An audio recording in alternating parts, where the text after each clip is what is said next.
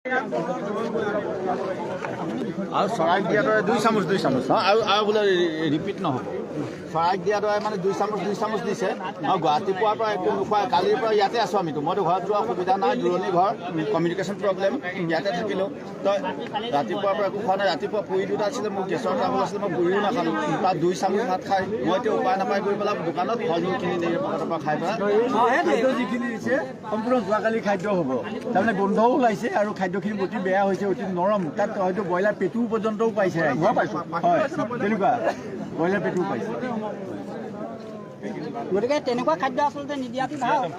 আজিকালি কুকুৰকো তেনেকুৱা খাদ্য নিদিয়ে। ইয়াত বিভিন্ন প্ৰকাৰৰ অসুখ থকা মানুহ আছে।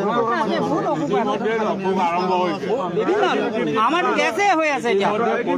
হোৱাৰ পথত আমি মই এতিয়া টেবলেট লৈ আহিছোঁ এই তাৰ হোৱাৰ পথত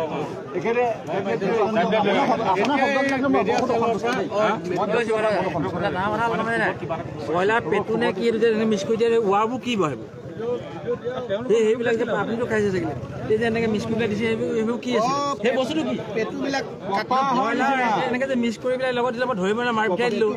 মই মানে ভোকত মাৰি পঠাই দিলোঁ। মই এতিয়া আমি খোৱা মানুহ ভোকত মাৰি দিলোঁ, মই গমেই নাপালোঁ। পিছত এইটো ব্ৰইলাৰ পেটু নেকি সন্দেহ হৈছে। কি আমাক ক'লেই হ'ল। মই একেবাৰে নাখালোঁ, টোটেলি এৰিলোঁ মানে। থাকি যোৱা বনাই দিছে, তাতে কিবা মাংস টুকুৰাবিলাক আমি পেটু নিচিনা দেখা পালোঁ। ব্ৰইলাৰ পেটুৱে বোধকৰ হ'ব, মিক্সিত মাৰি দিছে, কিন্তু খাব পৰা অৱস্থাত নাই, দুৰ্গন্ধময় মানে খাদ্য। আৰু সেই তেনেকুৱা খাদ্য খাবলৈ আমাৰ পেটৰ উপকাৰো হৈছে। গতিকে আমি নিজে লজ্জিত হৈছোঁ, ইমান ভোকাটো অৱস্থাত আছোঁ, ডিউটি কৰিবলৈ আহি এনেকুৱা যদি খাদ্য খাবলগীয়া হয়, আমি নিজেই লজ্জাবোধ অনুভৱ কৰিছোঁ। ভাৰতটো হ'ল চব আমি প্ৰায় 48 ঘণ্টা সময় হ'ল ঘৰৰ পৰা ওলোৱা। এই সময়খিনিত গোটেই ৰাতি আমি আপডাল কৰিছোঁ। ৰাতিপুৱা ৰুটি খাইছোঁ হয়, কিন্তু সেই ৰুটিয়ে আমাৰ কাৰণে খাদ্য উপযুক্ত নহয়। এতিয়া যিটো খাদ্য আমাক যোগান ধৰিছে সেইটো আমি ভেজ মানুহ, ভেজ হিচাপে আমি খাব নোৱাৰোঁ। গোটেইখিনি মাংসৰ লেটিবেটি হৈ আছে। কোন সময়ত খানাটোৰ কথা ক'লে? এই এতিয়া জাষ্ট ওলাব লাগিব। এতিয়া যিটো খানা দিছে, দুপৰীয়া আহাৰ যিটো যোগান ধৰিছে 19 তাৰিখ এতিয়া 20%তকৈ বেছি মানুহ বেছি মানুহ আছে ভেজ মানুহ, মুছলিম মানুহ আছে। এইসকল মানুহে খোৱা নাই। গতিকে এনেকুৱা এটা অৱস্থাত লোকেল অসমীয়া মানুহে কাম কৰিব নোৱাৰে। শাস্তি দিবৰ কাৰণে যদি বিচাৰিছে প্ৰশাসনে শাস্তি, আমি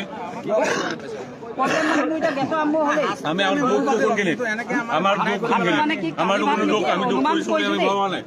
তেওঁলোকে দুখ কৰিছোঁ বুলি ব্ৰইলাৰ মাংসটো নাখাওঁগে, এনেকে দিব নালাগে। গোটেই দিনটো ৰাখি পেলাই কালি বনোৱা ভাত দিছে, কালি বনোৱা ভাত 6টা বজাত এৰি দিছে। কালি বনোৱা ভাত দিছে। এতিয়া 9 to 3 PM মানুহখিনি কেনেকৈ যাব?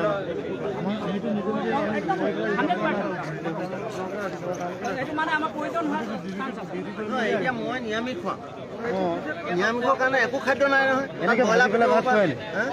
ব্ৰইলাৰ পেটু দি পেলাই সুদা ভাত কেইটামানো দিলে, খালী ভাত সেইটো ভাল। খালী ভাত কেইটামান দিয়া হেঁতেন আমি কালিৰ পৰা ইয়াতে আছোঁ, থকা নাই জেগা ইয়াতে। কোনোবা মানুহে ভাবি আহিছে নিজে মই ৰিজাৰ্ভত কৰিছোঁ বুলি, ঘৰতে ভাবিছে নেকি?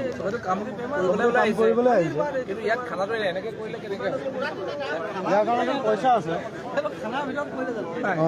ইয়াৰ কাৰণে পইচা আছে যথেষ্ট। সেইটো এনেকৈ কৰিব নালাগে নহয়।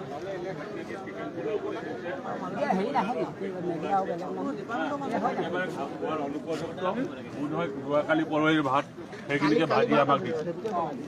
কাৰণ চাউল চাই আমি গম পাইছোঁ একেবিধৰ চাউল নহয়, কোনোবাটো দীঘল, কোনোবাটো একেবাৰে চুটি। একেবাৰে তাৰমানে নিম্ন মানদণ্ড, মুখত দিব নোৱাৰি, এটা বেলেগ ধৰণৰ গোন্ধ ওলাই গৈছে ভাতৰ। গতিকে তেনেকুৱা খাদ্য খোৱাৰ কাৰণে এতিয়া ইতিমধ্যে আমাৰ বহুখিনি মানুহৰ পেটৰ ৰোগ আৰম্ভ হৈছে। আমাক ইয়াত জনাবৰ কাৰণে প্ৰশাসনৰ মানুহ কোনো নাই। খাদ্যৰ বিভাগৰ যিজন নেকি হেৰি আছে, আমি ইনচাৰ্জ বিচাৰিছোঁ, ইনচাৰ্জজনক আমি এতিয়ালৈকে বিচাৰি পোৱা নাই। আমাৰ কথা শুনিবলৈ কোনো নাই। আমি ৰিজাৰ্ভ চেলৰ মানুহ। যোৱাকালিৰ পৰা আমি ইয়াত পঢ়ি আছোঁ বিভিন্ন ঠাইৰ পৰা আহি, অথচ আমাক খাদ্য যোগানৰ ক্ষেত্ৰত, থকাৰ ক্ষেত্ৰত আমাক আনকালে বিভিন্ন স্কুলৰ ৰুমবোৰ খুলি দিয়ে, আমি দিনটো জিৰণি ল'বলৈ পাৰোঁ, কিন্তু ৰাতি জিৰণি ল'ব পাৰোঁ। কিন্তু এইবাৰ সেইখিনি ব্যৱস্থাও নাই, একেবাৰে ব্যৱস্থা নিম্ন মানদণ্ডৰ হৈছে।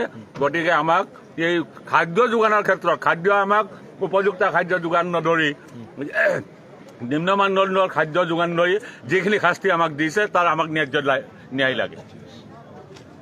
ইমানেই আমাক কথা ৰেগুলাৰ